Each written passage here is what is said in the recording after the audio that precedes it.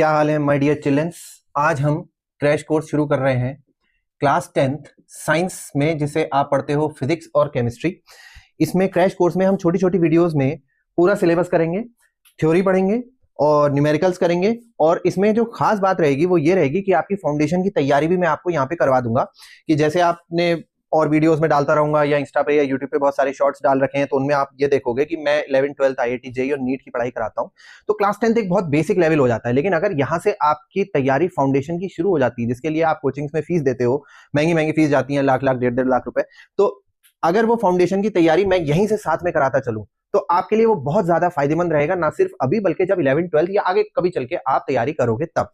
तो हम लोग अभी जो चैप्टर स्टार्ट कर रहे हैं, याद रखना आप हो चिल्ड्रंस, ठीक है। तो अभी जो चैप्टर हम लोग स्टार्ट कर रहे हैं बेटा, उस चैप्टर का नाम है इलेक्ट्रिसिटी, ठीक है। अब मोस्ट प्रोबेबली आपने अपनी अपनी कोचिंग्स में या मान लो सेल्फ स्टडी में या मान लो स्कूल में ये चैप्टर पहले ही पढ़ रखा होगा, लेकिन इस चैप्टर के स्टार्टिंग में ऐसी ऐसी बातें आएंगी, ऐसी ऐसी नई चीजें आएंगी जो 100% आपको नहीं पता होंगी। आपको करना क्या है, एक कॉपी पेन लेके बैठना है, मेरे साथ चैप्टर पढ़ते चले जाना है। 10-10 मिनट 8-8 मिनट की वीडियो होंगी, ज्यादा लंबी वीडियो नहीं होने वाली। तो आपका पूरा चैप्टर का रिवीजन हो जाएगा और 50 नई बातें पता चलेंगी, ठीक है बेटा। तो स्टार्ट करते हैं। सबसे पहले देखो, हमें समझना है बेसिक्स। अब यहीं से देखना बहुत सारी नई चीजें आने लगेंगी। बेसिक्स का क्या मतलब हुआ, सबसे पहले एक वर्ड समझते हैं, फ्रिक्शनल इलेक्ट्रिसिटी। फ्रिक्शनल इलेक्ट्रिसिटी या जिसको आम भाषा में कहा जाता है स्टैटिक इलेक्ट्रिसिटी, ठीक है बेटा। स्टैटिक मतलब रुका हुआ होता है तो ये शब्द का मतलब वैसे भी याद रखना, रुका हुआ। अच्छा, फ्रिक्शनल इलेक्ट्रिसिटी का क्या मतलब है, ये मतलब जस्ट सुनने वाली बात है, ऐसे ही याद हो जाएगा कि आपने ये सब सुन रखा होगा कि अगर दो बॉडीज को आपस में रब करते हैं तो फ्रिक्शन की वजह से इलेक्ट्रिसिटी प्रोड्यूस होती है। इस इलेक्ट्रिसिटी को कहा जाता है, इस चार्ज को कहा जाता है फ्रिक्शनल इलेक्ट्रिसिटी या स्टैटिक इलेक्ट्रिसिटी। अब जाहिर सी बात है, दो तरह के चार्ज डेवलप होते हैं, आपने सुन रखा है। मान लो दो बॉडीज को आपने रब करा, एक बॉडी पे पॉजिटिव चार्ज आ गया, एक बॉडी पे नेगेटिव चार्ज आ गया। अब देखो, अपने बेसिक्स यहां से क्लियर करो। बेसिक्स क्लियर करने का क्या मतलब है, ये पॉजिटिव नेगेटिव आया कहां से, क्या मतलब है पॉजिटिव का, क्या मतलब है नेगेटिव का।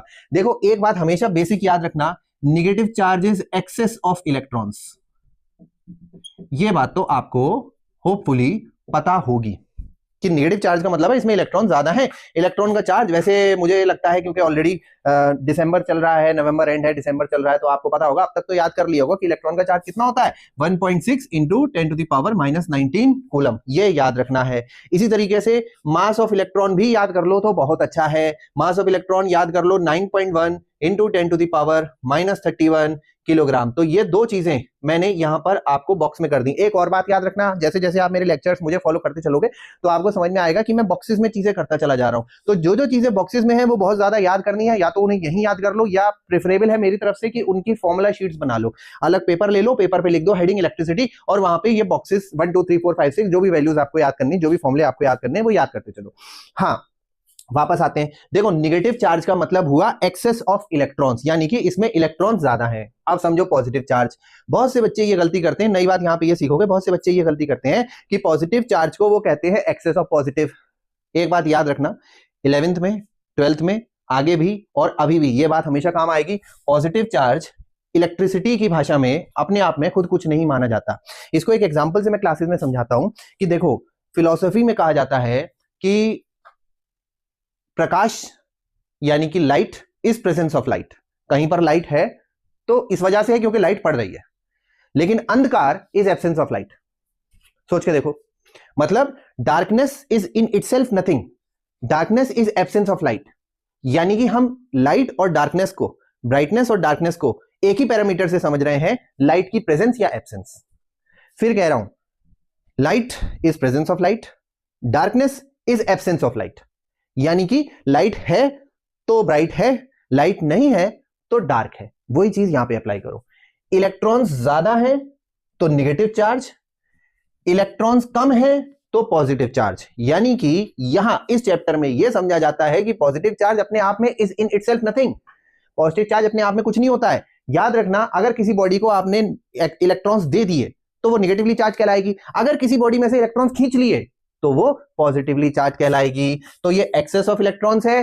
पॉजिटिव में आप लिख सकते हो, अगर इंग्लिश की भाषा ही लिखनी है, डेफिशिएंसी ऑफ इलेक्ट्रॉन्स, मतलब जो भी बात हम कर रहे हैं बेटा पॉजिटिव या निगेटिव, वो इलेक्ट्रॉन्स की ही टर्म्स में कर रहे हैं।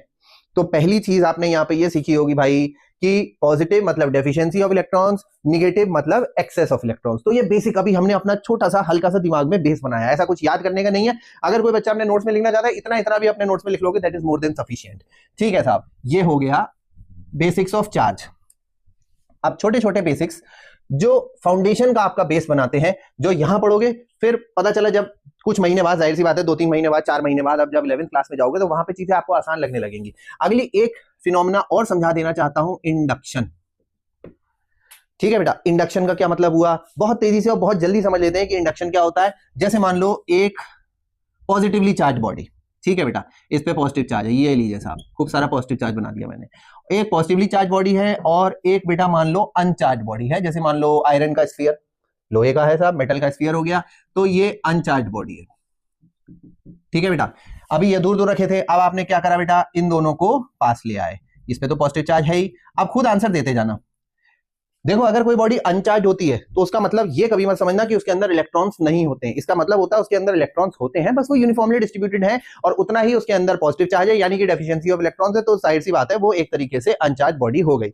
अब जैसे मान लो एक पॉजिटिवली चार्ज बॉडी को एक अनचार्ज बॉडी के पास लेके आओगे, तो इसके अंदर जो इलेक्ट्रॉन्स थे, ये मेटल का स्फीयर था, ये आयरन का स्फीयर था, इसके अंदर जो इलेक्ट्रॉन्स थे वो इस तरफ को अट्रैक्ट होकर आ गए। ठीक है बेटा, अगर इस तरफ नेगेटिव चार्ज डेवलप हो गया तो इस तरफ जाहिर सी बात है डेफिशिएंसी ऑफ इलेक्ट्रॉन्स हो गई, यानी कि कौन सा चार्ज डेवलप हो जाएगा, पॉजिटिव चार्ज डेवलप हो जाएगा। होपफुली यहां तक आपको बात समझ में आ गई होगी। भाई ये वाला पॉजिटिव, इसके अंदर पॉजिटिव नेगेटिव सब थे, ऐसे समझना। ठीक है, डेफिशिएंसी ऑफ इलेक्ट्रॉन भी थी, एक्सेस मतलब जहां इलेक्ट्रॉन थे वहां इलेक्ट्रॉन थे, जहां नहीं थे वहां पॉजिटिव डेवलप हो रहा था। तो ये पॉजिटिव है, इसने इधर को क्या अट्रैक्ट करा, नेगेटिव, और इधर को क्या आ गया, पॉजिटिव। अब इस पॉजिटिव की बेटा कर दो अर्थिंग। अर्थिंग ऐसे शो करा जाता है बेटा। अर्थिंग का मतलब होता है तार लेके ये वाला सरफेस तार से जोड़ दिया आपने अर्थ में। अच्छा चलो, यहां पे नई बात क्या सीखेंगे बेटा, अर्थ को ये माना जाता है कि हम इससे इनफाइनाइट चार्ज ले भी सकते हैं और इसको इनफाइनाइट चार्ज दे भी सकते हैं। मतलब अर्थ में से आप इलेक्ट्रॉन्स ले भी लो और अर्थ को इलेक्ट्रॉन्स दे भी दो, तो उसे कहते हैं अर्थिंग। अब जैसे बेटा ये पॉजिटिव चार्ज है, तो बहुत से बच्चे कंसेप्ट उल्टा रहता है, वो सोचते हैं ये प्लस जो था सर ये जमीन में चला गया ना। मैंने क्या बताया, मैंने बताया जो भी मूवमेंट हो रहा है वो किसके टर्म्स में मानेंगे हम लोग, इलेक्ट्रॉन्स के टर्म्स में। ठीक है बेटा, तो होगा क्या, इस पॉजिटिव को न्यूट्रलाइज करने के लिए यहां से इलेक्ट्रॉन्स आएंगे और इसको न्यूट्रलाइज कर देंगे। वो सोचने में हाँ बात सही लगती है कि सर पॉजिटिव चला गया, होना तो जीरो ही है, हाँ भाई जीरो होना है, लेकिन वो ऐसे नहीं होना कि प्लस इसमें चला गया, माइनस ऊपर से आया और उसने नीचे से आया और उसने इसको न्यूट्रलाइज कर दिया। तो इस तरफ की इस सरफेस की हमने कर दी हल्की सी अर्थिंग और फिर इन दोनों को कर दिया अलग अलग। तो ये आ गया पॉजिटिव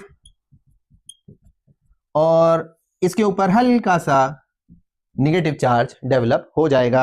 इस पूरे प्रोसेस को कहते हैं इंडक्शन। इंडक्शन का मतलब होता है development of charge, opposite charge कह सकते हो, क्योंकि इस पे पॉजिटिव है तो इस पे क्या है, नेगेटिव। अगर इस पे नेगेटिव होता तो क्या डेवलप होता, positive. Development of opposite charge on the other body without touching.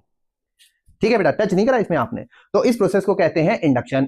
तो बोले सर इस पे क्या सवाल बन सकता है, तो देखो ऐसे ही सोचो, मैंने आपसे मान लो एक नंबर में, एक मार्क्स में आपके बोर्ड के पेपर में ये क्वेश्चन पूछ लिया कि can a body B charge without touching.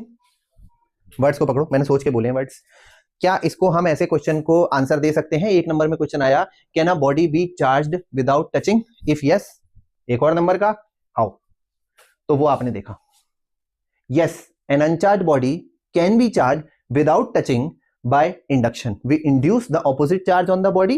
तो इस तरीके से कोई भी बॉडी आप चार्ज कर सकते हैं। एक और सवाल, चलो, can an uncharged body be attracted, क्या एक अनचार्ज बॉडी को अट्रैक्ट कर सकते हैं। देखो यही मैंने दो सवाल तुम्हारे बना दिए, यस हम अट्रैक्ट कर सकते हैं। कैसे, विदाउट टचिंग। कैसे, हम एक चार्ज बॉडी उसके पास लाएंगे, अपोजिट चार्ज डेवलप होगा, अपोजिट चार्ज डेवलप होगा तो ये तो दिख ही रहा है भाई अट्रैक्शन हो जाएगा, ये प्लस है ये माइनस है। ठीक है बेटा, तो यहां पर अट्रैक्शन हो जाएगा। इनफैक्ट इस केस में अगर अर्थिंग भी नहीं करोगे तो भी प्लस माइनस ज्यादा पास है तो अट्रैक्शन हो जाएगा।